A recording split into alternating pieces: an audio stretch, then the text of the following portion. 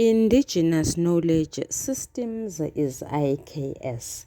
Did you know that if it was difficult for a woman to give birth, the woman would be given a baboon's pee just a few hours before the actual birth? Then the birth will be without glitches. I-baboon's pee phela ngisho wona umchamo wemfene. Sanibonani balingane mabhungu namatshitshi, igama lami nguSpooky N isiZulu. Namhlanje senza umbhalo obuciko obizwa ngokuthiwa Bengithi Lizokuna. Ngaphambi kokuthi siqalise, let me do the following. Let me acknowledge everyone that is here, old and new subscribers alike. Guys, you are valued, loved, and appreciated. I also extend this acknowledgement to our lovely visitors. Guys, stay here. This is your new home. As you do that, please spread the word, as this will assist the channel kakhulu. Sisaqhubeka nokubheka umehluko phakathi kwenoveli yethu ethi Bengithi Lizokuna nomdlalo owenziwa ngumfundi kulonyaka kanye nezinkondlo. Uze lokhu kuzwakale kahle, abafundi bayakhumbula yini ngenkathi senza ukuvezwa kwabalingiswa?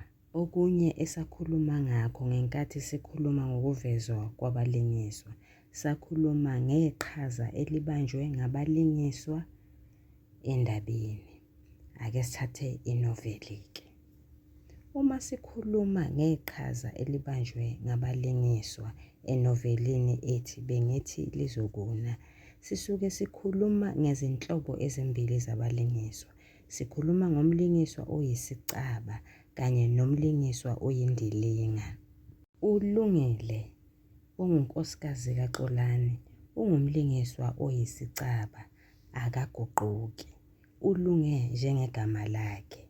Kuthena nangenkathi umyeni wakhe efika ebusuku enuka amakha, enuka notshwala, kodwa waqhubeka wambekezelela. Kwenzeka esinye isigameko futhi, wafika uXolani eshayiwe, opha esweni, egcwele igazi yonke indawo. uLungile wavele wagijima wayothatha ithawula ukuze amelekelele ukunqanda ukopha. uLungile umuntu onjalo, akaguquki, uyisicaba. uLungile uyisicaba noma ungumlingiswa oyisicaba. Nangenkathi ingane zakhe zishele endlini, simbona ekhala eluqanduqandu, kodwa akukho nokuncane okubi ayecabanga ukuba akwenze uXolani. Efuna nje izimpendulo kuphela ekutheni, Xolani usuqonyiwe? Aphendule uXolani athi, yebo, sengiqo. Angakaqedi noqeda, uLungile avela akhale ubumayemaye, akaze nakanye asukume athi, weXolani ngiyokubophisa. Phela lokho uXolani akwenza kulicala elibomvu, kubizwa ngokuthiwa ukwahluleka ukunakekela izingane zakho. Abelungu bathi it's negligence, and that is a criminal offense. uNontobeko naye ungumlingiswa oyisicaba.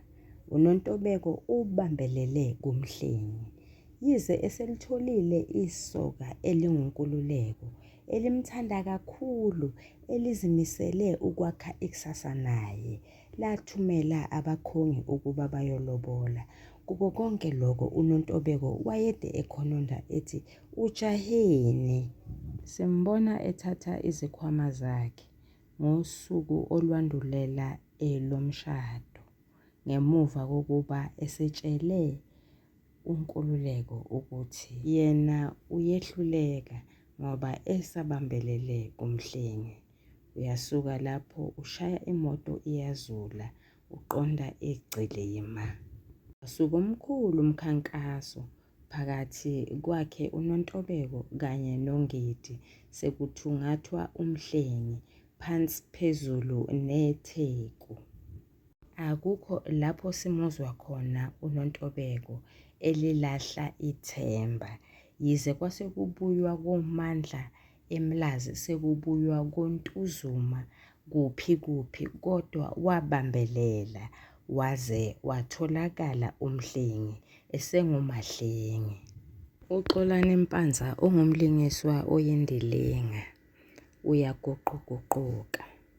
Nangu phela manje useyaguquka, ubengakaze aqalaze eceleni, selokhu athandana nomkakhe, kodwa namhlanje uzimisele ukwenze njalo. Khangwe intombi ayibone emhlanganweni, waze wakhohlwa nokuthi namhlanje bekufanele aye emcimbini kanye nonkosikazi wakhe nezingane zabo. UXolani ungumlingiswa oyindilinga, simbona esephuza kanti bengasaphuzi, futhi wayebuziwe ngalolo suku, ebuzwe ngunkosikazi wakhe ukuthi kanti useyaphuza yini. Sebuthathaphi-ke ubudedengu obungako, athi ebekade ebuziwe agcine ngakho ukuphuza utshwala. Lokho kumveza njengomlingiswa oyindilinga ongathathi isinqumo aqhubeke naso leso sinqumo kumnyama kubomvu. UXolani bekwenyanya ukubhema kwabantu besifazane, jikithi nguye loyana esechazwa yiyo yonke into uMahlengi ayenzayo nokubhema imbala, ukubona sengathi kuyamfanela. Emidlalweni iqhaza elibanjwe ngabadlali noma ngabalingiswa linezibonelo ezintathu. Likhuluma ngomlingiswa ongummeleli. Okwesibili, umlingiswa oyimbangi. Okwesithathu, umlingiswa ongumqhathi kumbe umlingiswa ongumelekeleli. Asinalo iqhaza elibanjwe ngabalingiswa enkondlweni. Ngiyabonga zihlobo zami, niyathandwa, nisale kahle.